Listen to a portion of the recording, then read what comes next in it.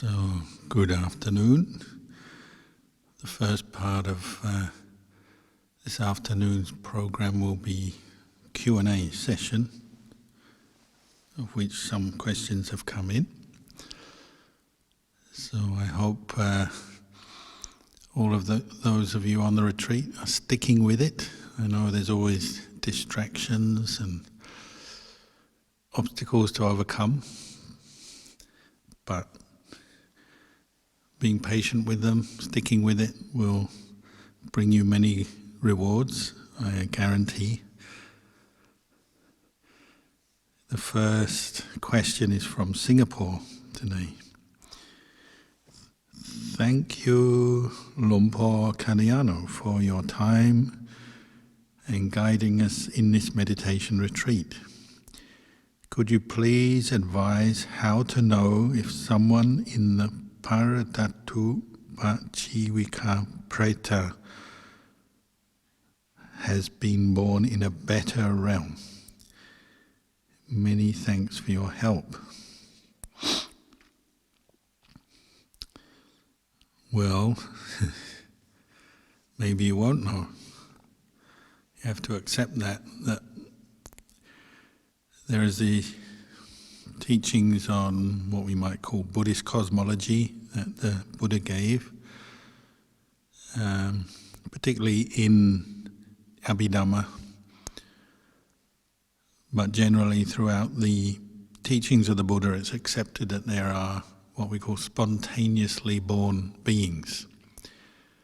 So as opposed to the human realm, where humans are born or conceived in the mother's womb and they take 9 months and then there's a birth. There's these other invisible realms where beings have what we call subtle bodies. So one of them is hungry ghost realm, preta realm. So the Paratatu Jivaka Pretas are one class of preta, hungry ghost. There's also hell realms, asura realms, and then we've got the heaven realms, the 6 sensual heaven realms, and then the Brahma realms. So with all these different realms of existence, the Buddha was just displaying his complete knowledge when he mentioned them, due to his skill with meditation and his special knowledge of the arising and passing away of beings according to karma, where beings are, when they die, where they're reborn.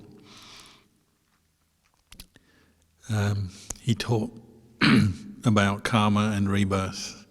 But he also said if you don't believe in rebirth, you don't understand or accept rebirth, that doesn't matter, because his teachings apply equally for those who are just focusing on this one single life. And there's nothing lost in practicing living a good life, this life, even if you don't believe in anything after death. But for those who do, and at first you can only take these teachings on trust. You can't, if you have no way of verifying for yourself, you can just trust in the word of the Buddha. If everything else the Buddha taught seems correct, then maybe this part of his teaching is correct. But just keep an open mind. Try not to reject or accept. Just keep an open mind if you're not sure. And the Buddha said, well, there are these classes of hungry ghosts that can, we say, receive merit. And so this is the beginning of the practice in Buddhism of dedicating merit to those who have passed away, because maybe they're in a hungry ghost realm and they can actually benefit from the good actions that we, the living, make and dedicate in their name. Particularly acts of charity, donations, but there's many ways to make merit: keeping precepts, meditating, listening to Dhamma, and so on. But it's a common practice to offer sanghadana, to support sangha, monks and nuns, food, requisites, donations for accommodation and other buildings and so on. We offer Sanghadana, we dedicate it to the memory of someone who's passed away, with the belief that maybe this can help them. Literally, it's if they can know and recognize the good that's been done, their mind brightens, they feel happier. So it's a form of, you could say, a form of metta, although we normally talk about spreading metta to the living. Dedicating merit we do for the dead, but it's coming from that sense of care, compassion, kindness directed towards others, and particularly those who may have lived with us or built karma with us, so close relatives and friends. When we dedicate merit to them because there's that karmic connection, there may be a way that they know what we're doing for them, and if they died with a state of mind that would lead them to be reborn as a hungry ghost, maybe they, at the time of death or through their life, they didn't make that much merit, or they made some bad karma following certain kinds of attachment. They may have been depressed or angry or very attached in a greedy way, over-attached to something. That could be a cause for them to be reborn as a hungry ghost. So the belief is that you make merit, dedicate it to them, and if they are in that realm, they may be able to receive that merit, and that can be a cause for them to be reborn in a higher realm. But like you say, you may not know whether they have or not. But usually the people who do this have strong faith, belief in karma. Quite often they'll have a vision, either in a dream, or sometimes just in meditation, or sometimes just in a situation where their mind is particularly sensitive and they have some kind of vision or intuition that tells them the person they've been thinking of and helping has been reborn in a better place. It's not a guarantee, but it's possible. And many people have told me of these sort of visions they've had over the years. The other one, of course, is that you may ask a teacher who can help pass on the merit, because you make merit with the Sangha. The Sangha are a very good conduit or channel for merit because of this. The refined sila, samadhi, panya, the goodness of the Sangha. When we make merit with them, dedicate it to the dead, often that merit has a certain power to it, and they can channel it to the ghost, the dead, but they also, the practitioner may know if that person has received the merit or not. So these are all uncertains, aren't they? Whether you meet the teacher, you know the teacher, whether you believe in this or not, etc. But there is a way, I would say, that one can do that. But you may personally never know yourself if your mind is not ready to have that kind of refined knowledge of beings in other realms. That's very rare kind of knowledge. So you either have to depend on someone who does have that knowledge, and that person is not tricking you, deluding you. They have good sila, they're honest, kind, and have skill in meditation. Or you may just trust in your own intuition, your own understanding, what you're doing, you know why you're doing it, you make merit, you share it with a relative. You may never absolutely know, but it doesn't matter, you just do it anyway, and hope for the best, you might say.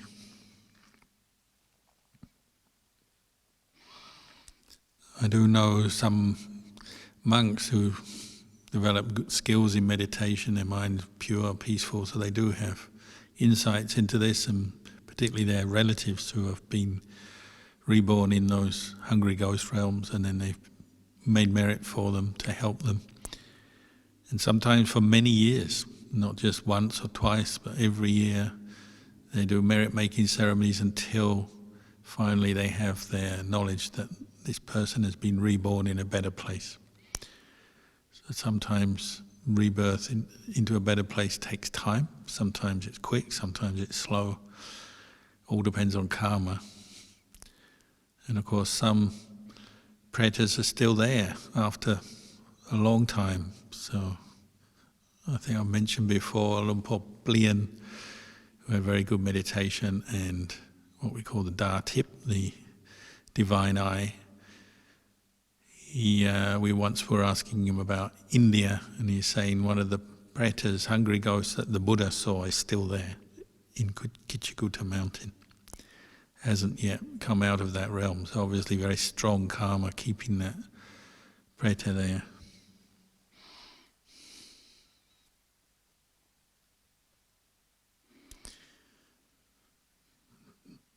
Another question from Singapore. Lumpur, you spoke about determination at the start of the retreat. How does one make this determination? Are there words to chant?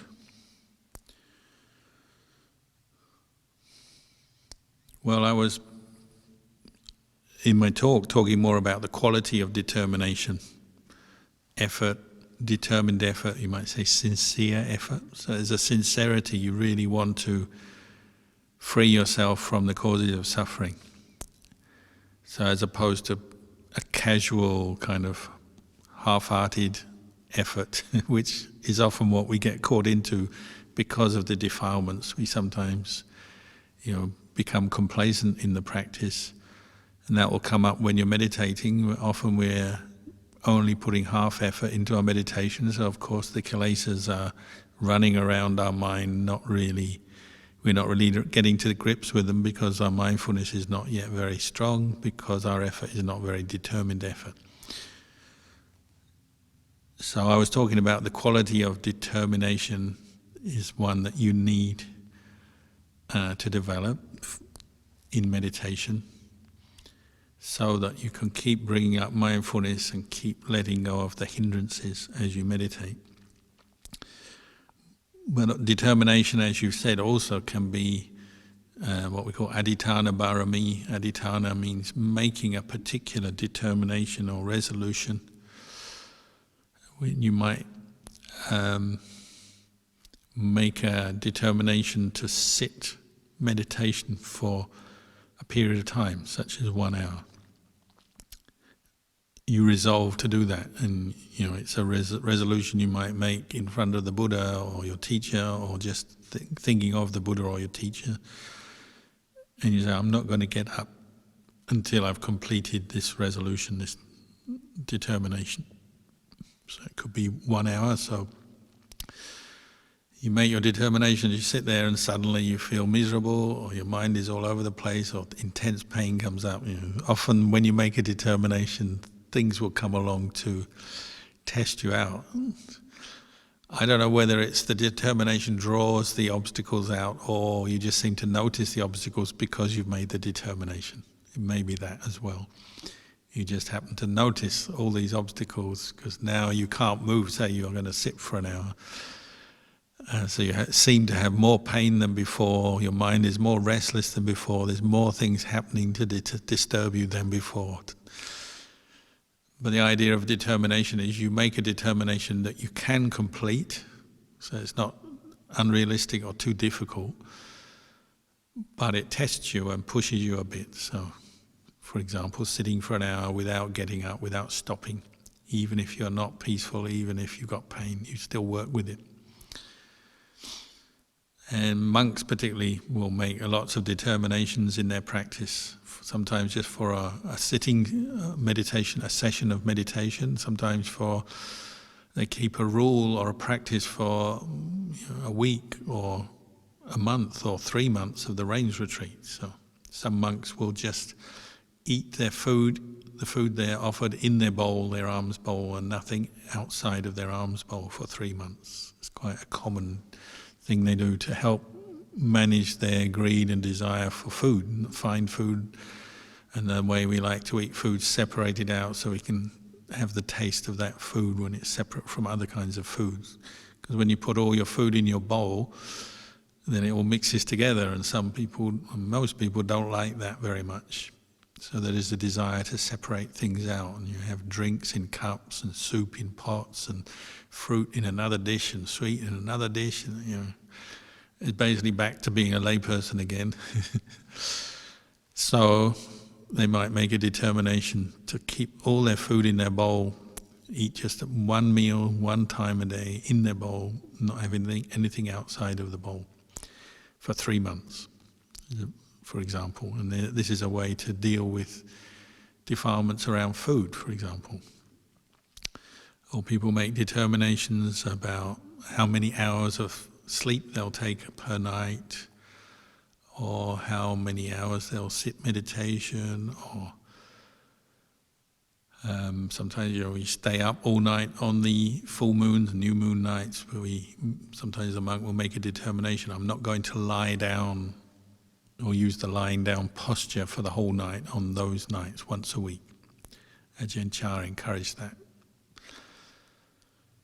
So we use particular practices and we determine to follow them, keep them, as a way of training, to bring up effort, energy, so that we don't slack off, because we all know what it's like. We slack off from precepts, from meditation, from different aspects of the practice. It's very easy to become complacent or slack off. So we can use determinations, resolutions, just to lift our effort, keep our effort going longer or in a more continuous way. And you also get a sense of achievement. You maybe make small determinations, you achieve them, and then you can build on them and make bigger determinations as your different paramis come up in the practice. So I had a friend who made a determination that he would sit up all night in meditation, and if he allowed himself to start falling asleep, he wouldn't eat food the next day. So he was in a position to do that. He was comfortable enough in himself, strong enough in his practice, determined enough to do that.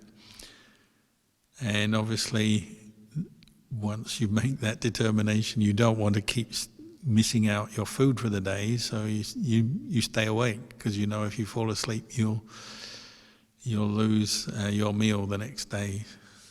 So it makes you put more effort and you're more vigilant, keep to your meditation object, stay awake better. Or another monk I knew, he said if he walked out of the monastery on alms round, this is in Thailand where you walk into the village every day to collect food, if during alms round he had a thought about what food he might get for the day, some form of desire, imagination, desire coming up, oh, I wonder if I'll get this, I wonder if I'll get that, or I'm really looking forward to this, looking forward to that. Any thought like that, he would turn around, go back and not eat for the day. So it's teaching himself to be both mindful, determined, and to let go of his greed around tastes and nice food. There's so many different versions of this. You can be creative in the resolutions, the determinations you make. It could be around sleep, around meditation, around certain mind states, speech, actions, all kinds of things. You can be creative. And if you asked about are there words you can chant, well, you can say, I resolve, or I make an adhitthana to do this. You can do it in front of the Buddha, you can bow. You can say Namo Tassa just to recollect the Buddha, recollect your teacher. You can make it in a more formal way. That's up to you.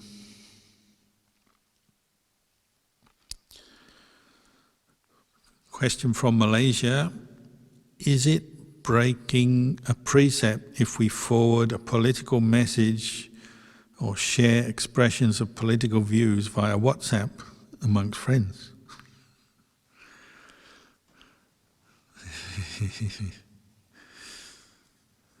Well, precepts are broken through intention, aren't they? So what's your intention?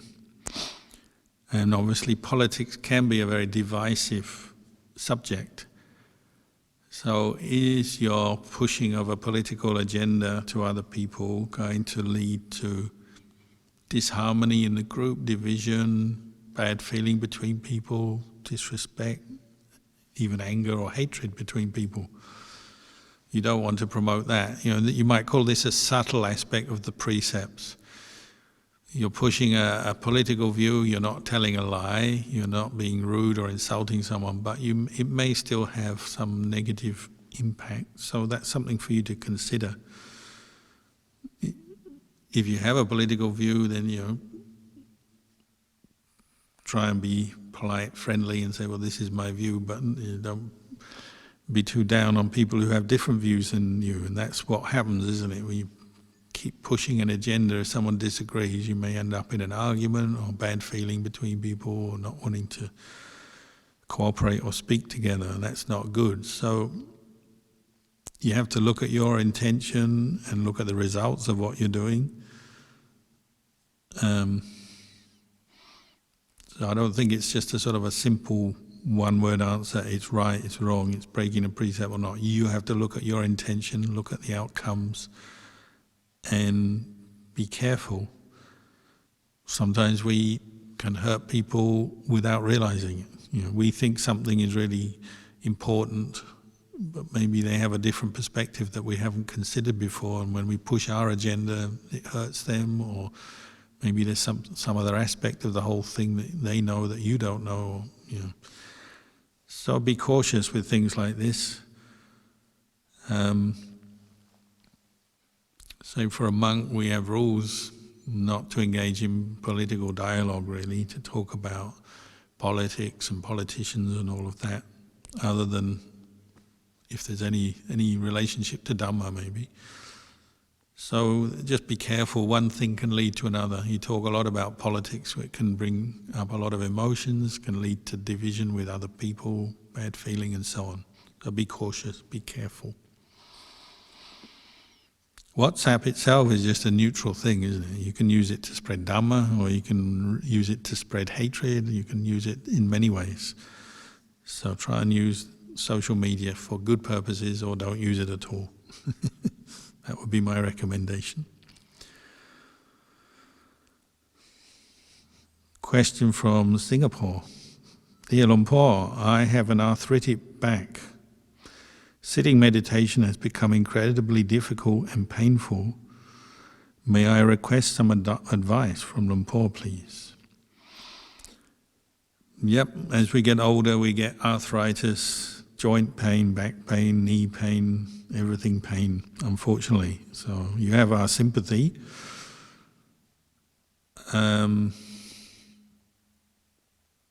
If it's something you can't cure, then I would use it as a motivation to practice meditation and mindfulness more and more.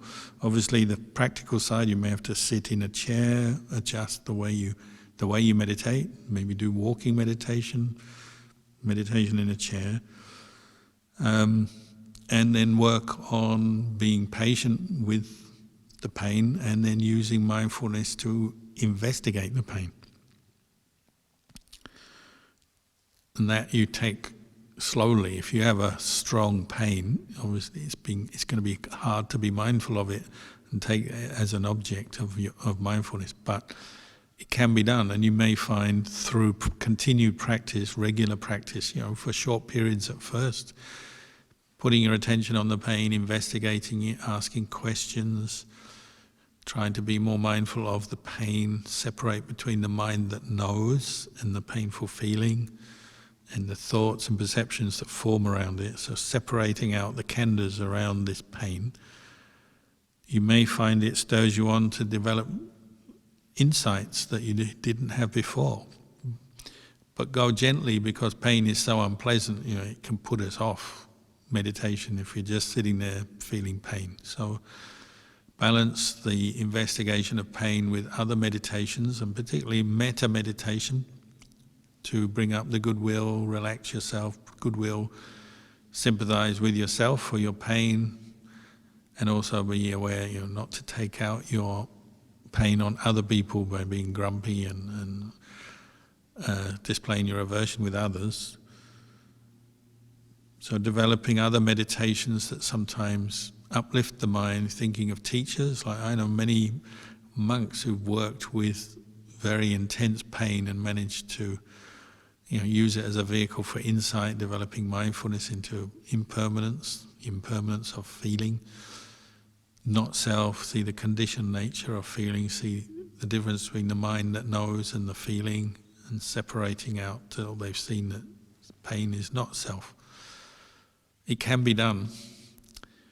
So recollecting the Buddha, recollecting the teachers, cultivating metta and compassion, and obviously mindfulness, all of this will help. And then adapting your meditation depending on how intense the pain is, whether you're sitting on a chair, you're walking, because you've got to be in the world, and while you're in the world, what we tend to do with pain is seek distraction, which in the long run is not necessarily that good for us, because it weakens the mind. Endless distraction doesn't improve our mindfulness and doesn't give us insight. It tends to just take us away from the present moment until it doesn't work anymore, and then often we become more miserable. So try not to just seek to distract yourself from the pain, but try to bring up mindfulness, investigate it to whatever ability you can, and go slow, be patient with it.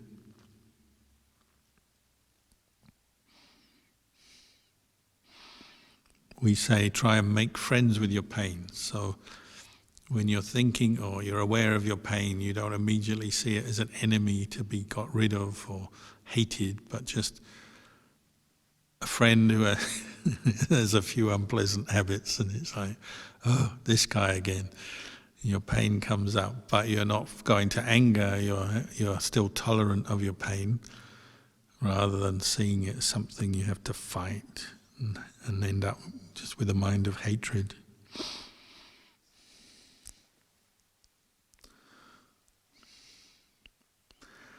Another question from Singapore. Lumpur.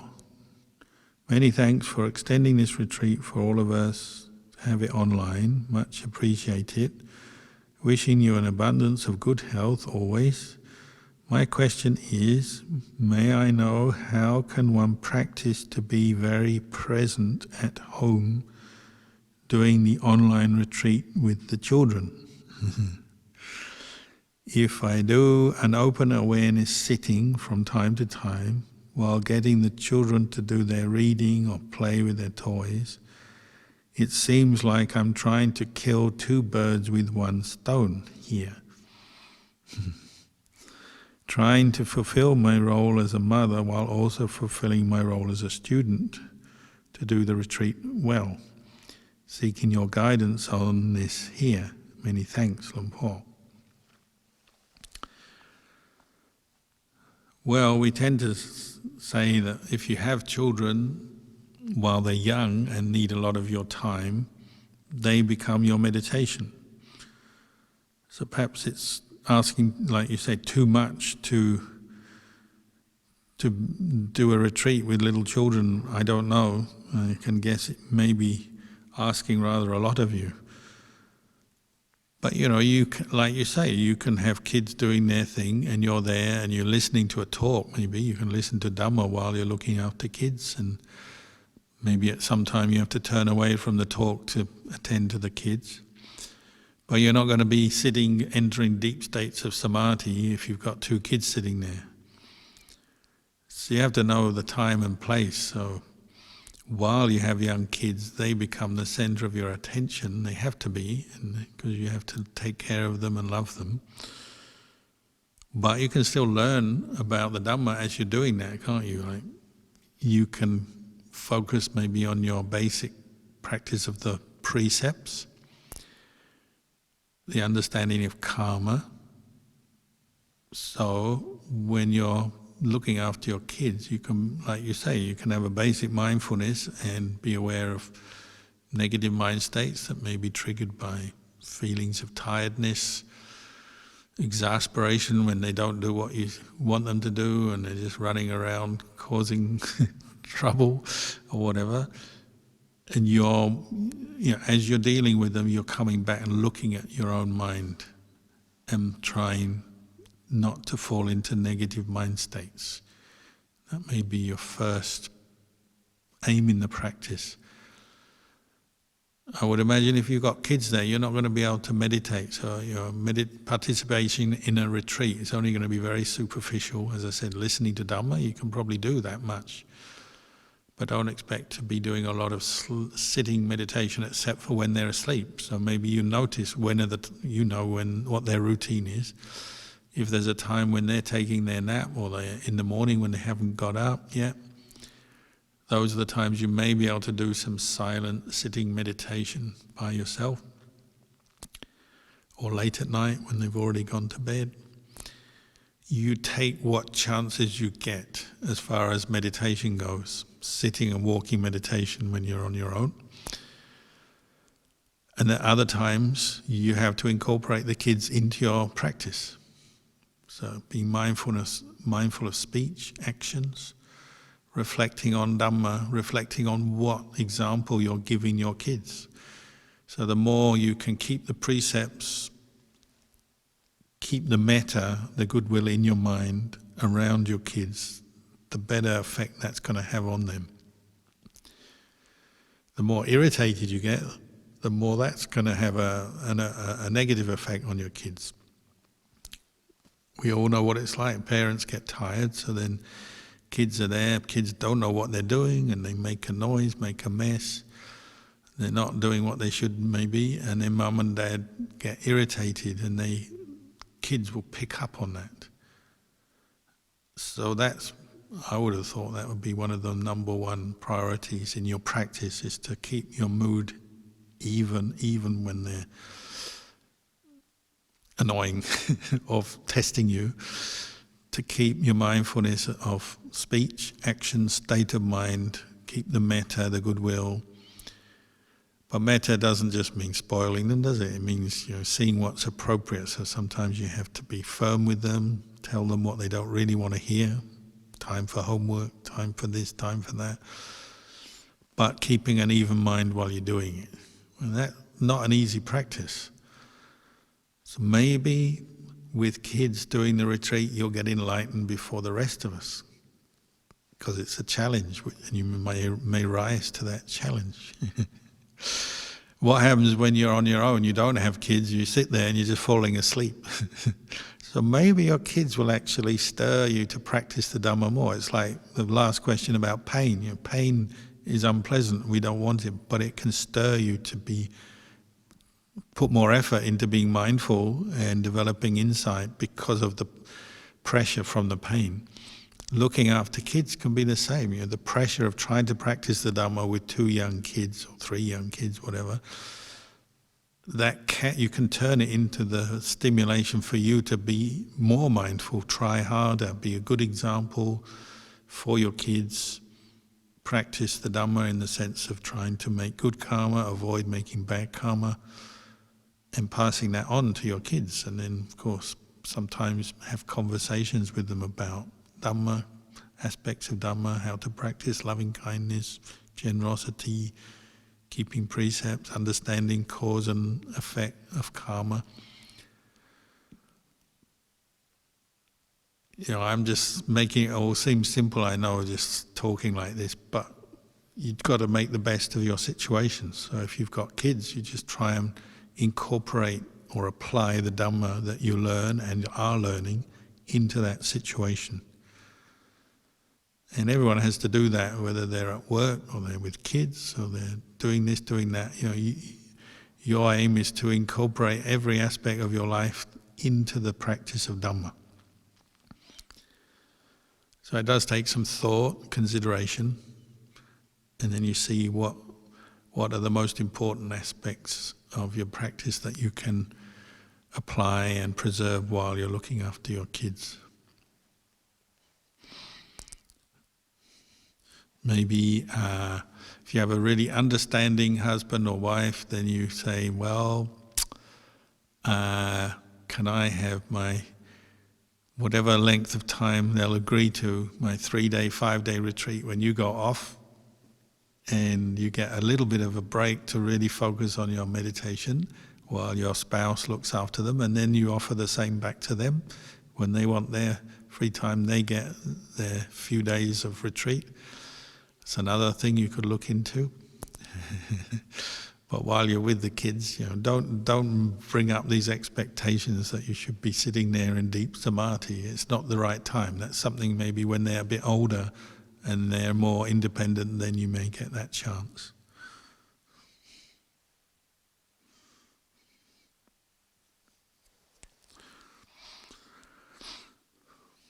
This question is from America or Singapore, can't quite tell. Oh, America, USA. How do I reduce the number of thoughts in my mind?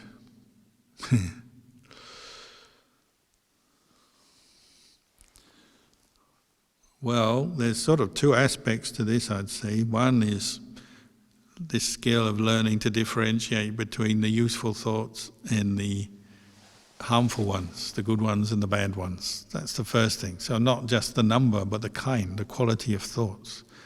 And a lot of practice is about training in developing skillful thought.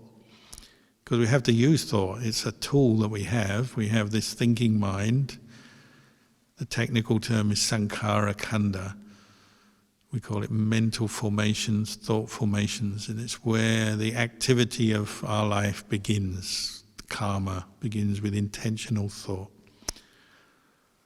It's fed by feelings and memory, so you remember stuff and then that feeds your thought, your thinking.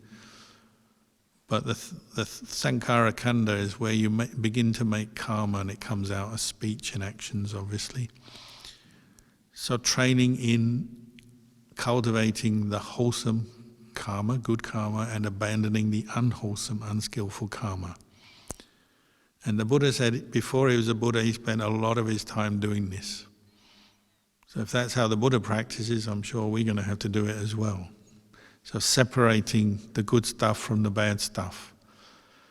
Because once you're becoming more, and you need to be more aware, more mindful to do that, you need to investigate, discern what is good, what is bad. As you're training in doing that, it's quite natural you'll start discarding the bad stuff. Once you recognize the bad stuff, you'll see this is not to be held on to or clung to. And you notice the unwholesome thoughts tend to be unwholesome proliferation. There's a large amount of them. There's a lot of them. You said to reduce the number of thoughts. Well, once you're recognizing a train of thought is unskillful and you have that clarity, then you want to abandon it, not feed it, not hold on to it. You'll find you get a lot more space in the mind because you start discarding things. It's just the same as having that room in your house where all the rubbish and all the stuff you don't really use, the junk gets put. And it just fills up for years and years and years, gets dusty and dirty, and you can't even move in there, so you don't want to go there. You don't even want to open the door and look at it. Our mind is like that. But once you start the task of letting go, putting down, not clinging on to, not hoarding all these negative thoughts, then you start to get space. That room gets space once you start chucking out the junk and also stop putting more junk in there. Your mind is the same, so you start to feel a sense of spaciousness as you let go of the negative stuff. But first of all, you've got to recognize what the negative is. The thoughts rooted in obsessive greed, jealousy, anger, fear, worry, anxiety. A lot of practice in the beginning is just observation, getting to know yourself, getting to recognize trains of thought, patterns of thought, and also how it comes out in speech and action as well. But as you become more observant, then you're better at, maybe I don't really need to think this anymore. I can let this one go. Same with speech. As thought tends to come out in speech, and you'll notice as you become more mindful, a lot of your foolish chatter of the mind is you're seeing it for what it is. You're saying, "Oh, I really don't need this. So you're no longer supporting it in your mind, you're no longer speaking it out. You say, oh, let it be, let it go. I don't need to say this anymore. It's not useful for me, it's not useful for anyone else. That kind of insight becomes clearer, so then your mind feels more spacious, and with that you feel more at ease, more calm. So as you become more mindful, more observant, probably the number of foolish, idle thoughts, harmful thoughts starts to reduce. But you also notice there'll be some really firm, strong attachments you've had, maybe for a long time. Certain things have prompted reactions, emotions that you really hold on to and keep reliving, keep holding on to. So it may take longer for them. But when you're mindful, the mind will proliferate less and less. So the longer you are mindful, the more you're mindful, the less your mind will proliferate, the less you will think. And one of the ways they define an arahant, an enlightened one, is they can think as they wish. They have mastery of their thoughts. So they can choose to think about something. It's not that they don't have any thoughts, but they can consider an issue.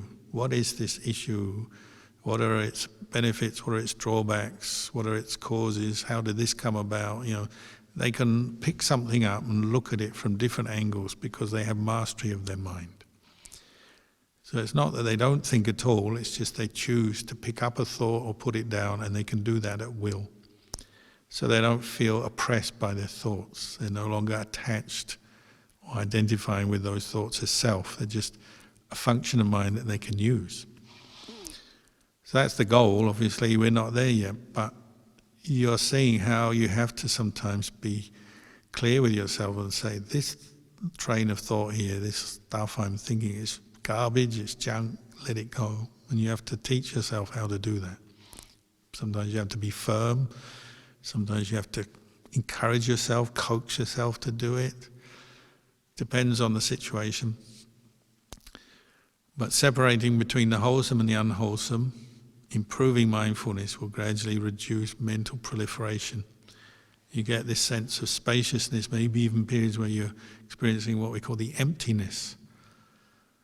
The emptiness of thought is not necessarily there's no thoughts available to the mind. It's simply you're not attaching to them with self. You're not feeding them with craving, greed, anger, delusion. You're seeing thought is just thought. Feeling is just feeling. Memory is just memory. When you have mindfulness and insight that sees that, there's a sense of emptiness, of freedom, spaciousness of mind. It may not yet be nibbana, it may just be the experience of good mindfulness. This is what we call samadhi, but it's a very valuable, essential part of the practice. You may just have glimpses of it when you're on a meditation retreat like this. There may be just moments when your mind is with the breath, a thought arises, but you see it, you know it, and you choose just to let it go. So there's that sense of, there's the knowing, but without grasping at every thought and becoming every thought and every emotion. You just know, but you let go. That's something a skill you can develop more and more. And it gives you confidence in the practice more. You feel more at ease, more happy in yourself. And even if you have sometimes unpleasant, unskillful thoughts arise, you know you can let them go because you've done it before. So you feel more at ease. You don't feel burdened or worried by your own thoughts.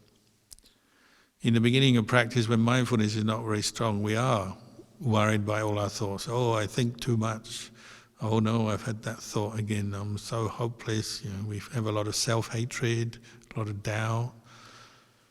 As you practice more, you'll become more confident and more, hopefully more at ease in yourself. And thought is just thought. You won't give thoughts so much importance that they overwhelm you. You just put them in their place, as it were. They're just like a tool that you pick up, use and put down, but it doesn't bother you.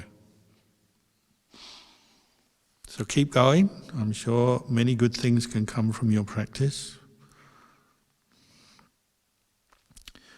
Next question is from Singapore. Why is Nibbana permanent when everything else is impermanent?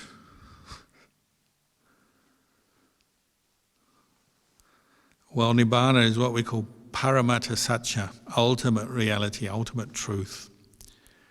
It's just the way it is. And the way it is means that's just, it is, just is. As much as that can be permanent, that's what permanence is. The word Nibbana is not a Paramatta Satya. The word Nibbana is what we call Samadhi Satya or Panyati. It's a designation, it's a label that human beings create. So we call this thing the unconditioned, we say the unborn, the unconditioned, the uncreated, the highest happiness. We call it Nibbana, but the word Nibbana is just a name. And so like in Thai we say Nibbana, in English we say Nibbana because we don't have another good word for it, but you could say enlightenment or awakening. So on the conventional level of language and conventional agreed truth, we have words that change, and we can just call it what we want, really. But the actual experience is an ultimate experience. It is what it is. It's the unconditioned, the mind that is no longer generating karma, no longer creating a self in experience. It's free, and therefore there's no more causes for birth. So what is born, that isn't born, cannot die. What doesn't arise doesn't pass away because it doesn't arise. So the nice thing about Nibbana is there's no limit to the number of people who can reach and experience Nibbana. The Buddha says it's like the ocean. Any number of people can go in the ocean. So it's not a kind of exclusive club. It's exclusive in the sense that only a few people are diligent enough and courageous enough to keep practicing for it. A lot of people, would like Nibbana, but they don't really practice that much, if we're honest. So it's, it is exclusive in the sense only a few people get there, but anyone has the opportunity. A complete democracy here as far as Nibbana goes. Whoever you are, wherever you are, everyone has the potential for Nibbana.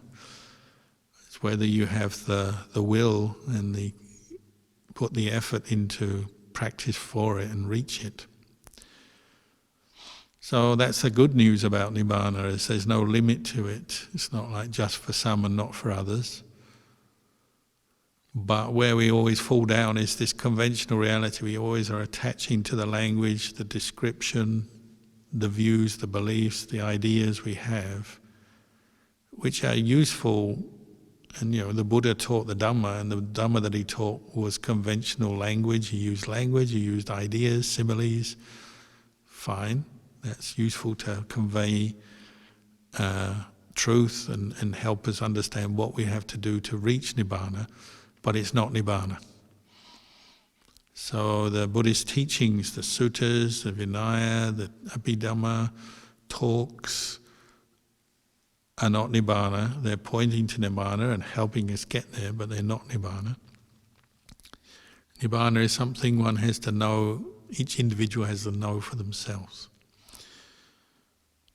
And it's permanent because the seeds or the causes for rebirth and attachment, craving and attachment, have gone. So there's nothing else, as far as we know. I guess you can only really know when you've reached Nibbana. But from what those who we believe have described, there's nothing more to do, as it were. One of the characteristics of the unenlightened mind is you're always thinking what to do next. The discontent of life. I must do something next. Always got to have your next plan, your next move. wanting things, wanting to get things, achieve things. As soon as you start practicing mindfulness, investigating that, you realize how tiring it is following craving and attachment. Nibbana is like the very restful, easeful on the mind, because there's none of that anymore.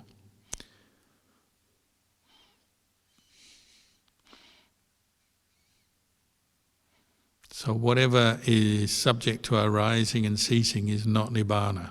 It's one way you can identify what isn't Nibbana. Maybe you have a blissful meditation, and that's good. It's not a bad thing, but remember, it's temporary. If it's just a state of samadhi, peace in body and mind, that's good. But it will come, it will go, it will arise, pass away. So it's not Nibbana, because sometimes we make that mistake. I've had that thought before, so blissful, so peaceful in samadhi that you feel like no more defilements will ever bother you again, and no more suffering with this body, with this world. Amazing, amazing rapture, bliss. So then the next thing is, maybe this is in Nirvana.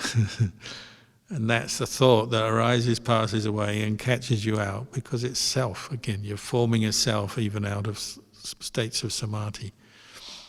So samadhi is not Nibbana. The happiness, the pleasures of life are not Nibbana.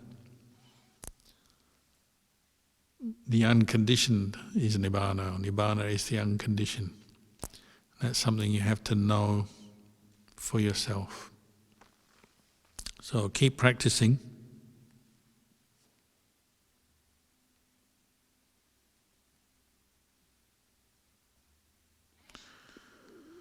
Maybe one last question, even though there's quite a few more. I am almost embarrassed to ask this question, but no ask, no know. Respectfully, may I know if a possible side effect for people not used to sitting and walking meditation is exhaustion? I am fit and generally can get by with less sleep, but just now I actually had to take a nap. If no, then maybe it's possibly just me starting to fall sick. Thank you. Well, yeah, you have to answer that question. I don't know who you are, where you are, so ask yourself, well, what's going on here? A very common thing is when you're working every day, running your life, maybe you have family, kids maybe, it's exhausting. So when you come on retreat, that often is the first thing you notice and feel, exhaustion from your normal daily life, what's been going before. Now you're just sitting, walking, not a lot of stimulation, not a lot happening, so all the exhaustion comes up. We could call it a kind of detox. And you may have to go through that for a day or two until you've rested. And so sometimes you have to take a nap or sleep a bit. You have to accept that. It's not the meditation making you exhausted. It's your lifestyle and what's been going on before. And maybe you're genuinely tired. Life can be tiring. If meditation, it seems the meditation is making you exhausted, that could be a sign that your effort is wrong. Maybe you're trying too hard. Maybe you have a lot of desire for results, so you're trying to push your mind, squash your mind onto its object, force yourself, maybe trying to be too ascetic, so eat little, sleep little. Sometimes in our practice we can try too hard and then we just burn out. That is possible. But I'm guessing it's maybe more general lifestyle, and meditation is just showing this to you as you settle down, you become aware of your body, your mind. You're seeing exhaustion and you don't have quite enough mindfulness to overcome it yet. So, as you say, maybe you need to rest a bit more. But try and investigate to see cause and effect, so that you don't misattribute the feeling of exhaustion with meditation itself or the practice of mindfulness, but rather just see, well, there are causes that have led up to this, and now I'm witnessing it, seeing it. It's the same with the body. Like when you meditate, you become much more aware of your body than you do normally, because normally you're thinking and lost in the world of the senses and distracted. So you're often not very aware of your physical body and how it feels and what's going on. But when you meditate, you do become more aware of it. So then people who start meditating often say, oh, I've got this problem and this ailment and I feel this and that and the other. And they start thinking somehow the meditation is creating this. But often it's just they're noticing stuff that's there. It's just before they didn't notice it. They notice pains and feelings, and so then because their mindfulness and wisdom is not so well developed, they start to feel it drags their mind down. They say, oh, I can feel all these pains in my joints and got a headache and I feel tired, and really they're just witnessing the body, but their mindfulness is not sharp enough, so it puts them in a more negative state of mind, or leads to some proliferation maybe. They have to keep practicing mindfulness until gradually that comes up, and then this will fade, this problem will fade out. Or sometimes it's very practical things, like you do mindfulness of breathing and you notice an itch in your nose and then you start thinking about that itch. Actually, you keep going, you'll probably find the itch disappears all by itself. It's that kind of thing. So, number one, be patient. Number two, keep putting effort into your practice. Sure, you rest if you need to rest, but try not to worry too much about this sort of thing. I think just keep going and you might find you work through it, get through it. So, there's still some more questions, but we've run out of time.